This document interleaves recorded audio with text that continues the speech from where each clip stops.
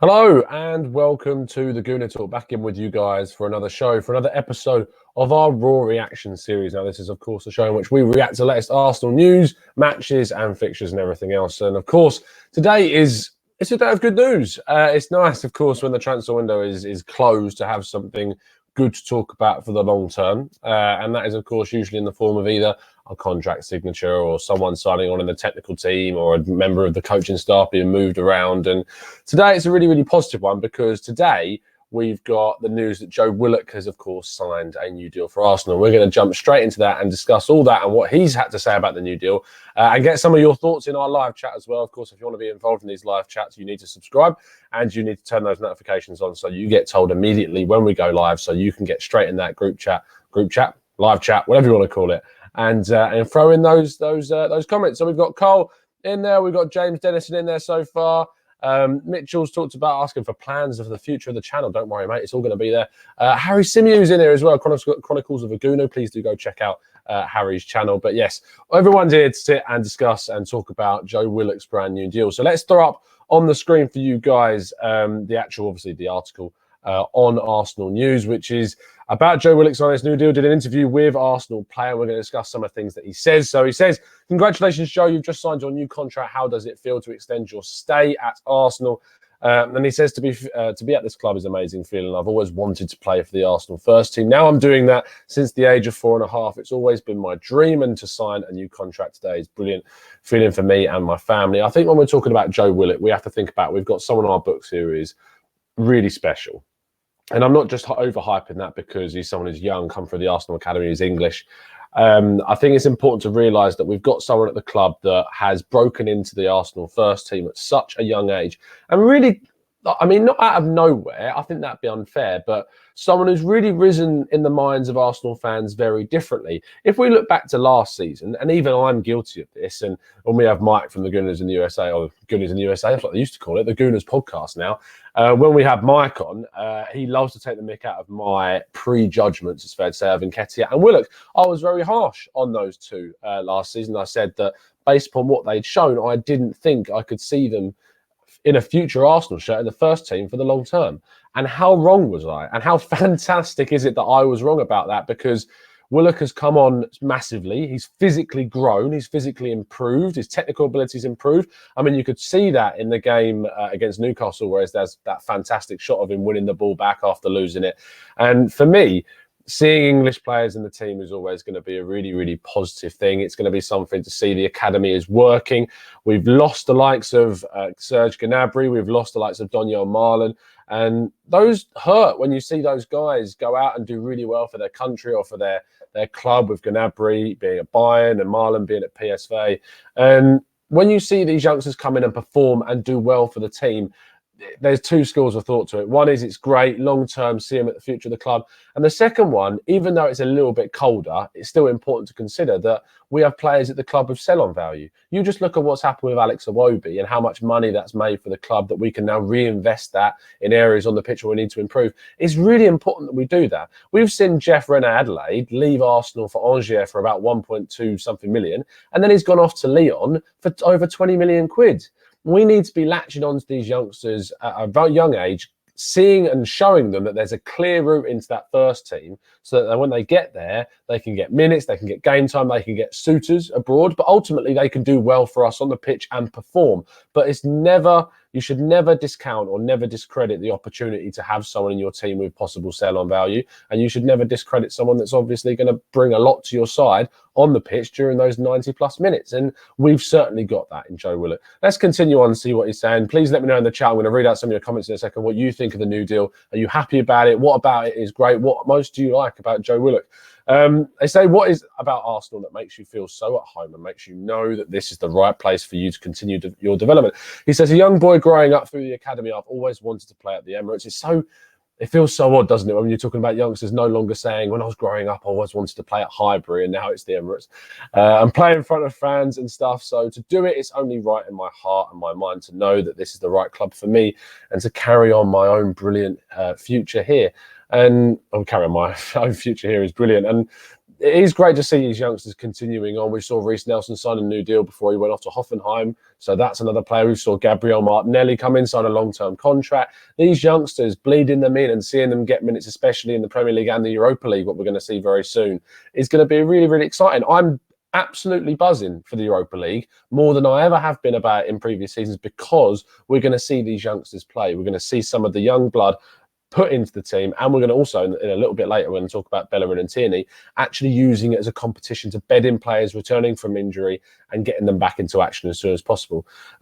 Question I want to focus on, don't want to go through all this because you can go and read this on the Arsenal website, but he says at the end, looking forward to the rest of the season, just what targets have you set yourself? Good question. He says that obviously I always want to be playing week in, week out in the first team and showing what I can do. So that's my main goal, really, to break into the first team and establish myself and play week in, week out and show the fans what I can do. And you can't ask much more of that from a player like Joe Willock. You can't ask for, at that age, that's all you need to do, is to get in the first team as much as possible and get those minutes. Let's see what people are saying. Paul Rose says, great show, thank you ever so much. Matthew Hudson is tuning in. Nico says, why doesn't our academy produce decent defenders? Yeah, if only we got some. Maybe Zach Medley is someone that for the future could possibly turn into something that's quite good. Carl says that every club needs players like Willock, dedicated, driven and inspiring to future prospects. Youth players can see the work pays off if you're good enough. And it's a really, really great point you've made there, Carl. Every great club needs to not only sign players of great quality and bring players who are young into the team, but also generate your own players from your academy. See the players grow from sub 10 years old all the way up to adulthood and show that progression, show that that real quality of coaching and nurturing that Arsenal have needed in there for a long, long time. We haven't really seen too many players come through from the youth system in recent years. It was really only a Wobie that came through. We looked at René Adelaide, never really got into that first team. We've looked at other players that have gone. Christian Bielik signed at 16 and now has left at 20. And those players didn't really do much for us. Iwobi is the exception, and I liked Iwobi a lot, and we got a lot of money for him, which shows his quality. But now with Nelson and with Willock and signing players like Martinelli and seeing Bukayo Saka and all these guys coming through is really great to see moving forward. Emile Smith-Rowe, when he comes back from injury, I think is really in Emery's plans. If you watch the interview that Unai Emery did over the international break, he actually spoke about Emile Smith-Rowe specifically. So clearly the young guy is in the Spaniards' plans, and I can't wait to see what he has for the rest of the season with him. Robert Healy says, Willock should play away games when we need to carry the ball from our box into the other team's midfield. I think he's got competition with some players on the pitch. Guendouzi specifically, both of those two very good ball carriers, driving the ball forwards. They can play together, but it means that you probably sacrifice players in other positions on the pitch. I think that with the likes of Xhaka with this injury, Torreira, we're still not sure on tomorrow's press conference, which I believe is tomorrow. I thought it was for today for some reason, but don't worry, we'll get that breakdown out to you as soon as it's done. But the press conference will reveal a bit more about Xhaka and Torreira. But Willock's definitely going to be able to get game time in this team. He can play as more of an attacking number 10. He can play as a number 8. I think that's his most confident position, but he's definitely a player that can do something for us, and given those extra options in the midfield is going to be perfect. Abraham says, didn't Coquelin come for our academy? I thought he was also a decent success. Yeah, and that's a fair point, he was, but to get the English guys coming through as well, and not to discount obviously the foreign players that come in, but we've lacked something, and there was something about seeing an England team, no Arsenal players called up, and that it pains me as an Englishman to see that there's no Arsenal English players. It really does, especially when so much of it is dominated by those lot down the road as well. So for me, I'd love to see us push on and really get these guys into the first team, and I think that's important.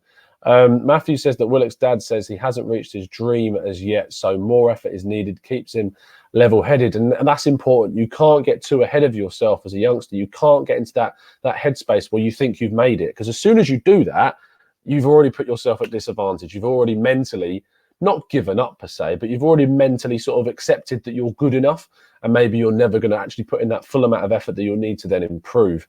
But Bakary says that the future looks bright for our midfield. It certainly does. Marco Brick says, can Mavropanos be moulded into a class centre-back? It's possible. The only issue, well, I say the only issue, there's a few issues with Mavropanos. One is consistency. The second one is rashness and rawness. But the third one is obviously his fitness. actually getting him into the first team and actually getting him regular minutes is going to be a struggle with his injuries. But if we can get him fit and get him playing consistently, then I think he can certainly be a huge asset to this Arsenal team moving forward. Let's move on to the second thing on which I want to talk about, which is, of course, some really, really fantastic news about Bellerin and about Kieran Tierney. Now, you hopefully have seen on the Arsenal website. I'm going to show you some of the pictures now that you can see there on your screen. You can see there that Bellerin is back in training with the first team. You can see there that we've got Kieran Tierney as well. Challenge there with Smith Rowe. Smith Rowe also back and training with the first team after recovering from injury, up against Nicolas Pepe there. Mesut Ozil challenging him for the ball. And just seeing Kieran Tierney and Bellerin in the setup playing with the first team is such a relief to finally know that these guys are on the precipice of breaking into our first team again, getting us back. And I think, no disrespect, of course, to Kolasinac and Maitland-Niles. I think Maitland-Niles specifically has done fantastically, but he can be a good squad player, can play in multiple positions, can come on when we need him to, and is good cover in that right-back slot. But Bellerin is a different level. He is another level above him. So to get these two, it takes our lineup to another level. Just these two players, you look at how important that Robertson and Alexander-Arnold. I know it's a completely dead cliche to be talking about this now, but those two take that Anfield side to a different class. And I'm thinking that these two have the potential to do the same thing for Arsenal as well. If we talked about, and actually I got a text from Brian McVeigh. Now, if you've been watching the tactical breakdowns over the summer, if you joined us for those, where I did the tactical breakdown interviews with European experts and British experts of certain players, Brian McVeigh is a writer for Reed Celtic. And he texted me saying that they are missing him. It's fair to say up in Glasgow, and it's fair to say that Celtic are, without him, a much worse team. They've signed someone like Bolingoli from Rapid Vienna, who actually has shown initially that he was a bit flawed, but now he is improving things, so I hear. But for me, actually having Tierney and Bellerin starting for the Arsenal just changes things. And what's really good about our upcoming fixture list is, of course, the fact that we've now got a scenario where we don't play a big team until the end of the month. We don't play someone like a top six team. So we've got Manchester United at Old Trafford at the end of September, but we've got 4, 5, 6 games before that against teams in which they can bed in, which they can get comfortable with the lineup. And there's not a huge amount of pressure like there is in those games. And I think that's really going to suit us as a team, being able to use the Europa League fixtures as well to help them get minutes, to help them get secure with their team and in their lineup. And that is huge for us going forwards. Let's see what you guys are saying in the chat about Bellerin and Tierney coming back. And of course, as Abram says there, that Holding is also back. And yesterday we talked a little bit about that, but seeing those guys in the team is going to be great.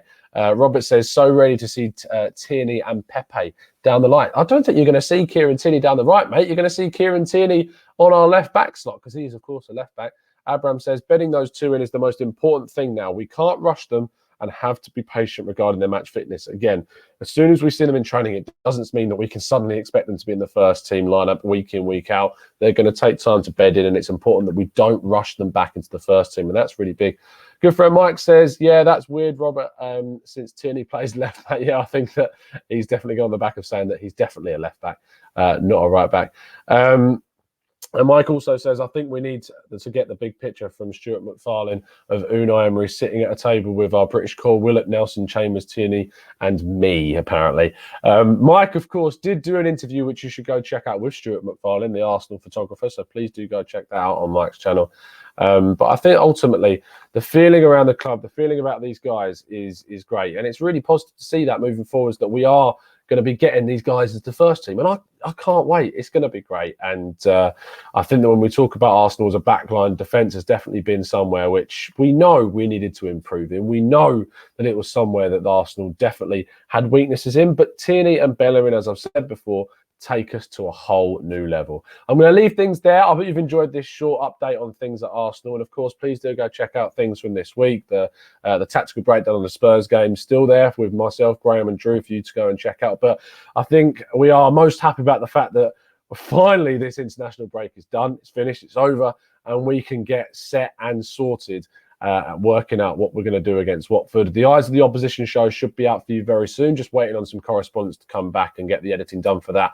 as soon as I get my response from those guys. But I'm hoping that'll be out. If it's not, it won't be, but I'm really, really hoping it will be. But of course, the reaction will be out straight after the Watford game. I'm not going to the game, unfortunately, so the Raw reaction show will be immediately after that game. So turn those notifications on so you can join in the live discussion straight after the match concludes. And of course, the podcast will be around. Not sure if it's Sunday or Monday, because I like to keep Mike, our good friend who bases all of his shows around this show and when we're going live.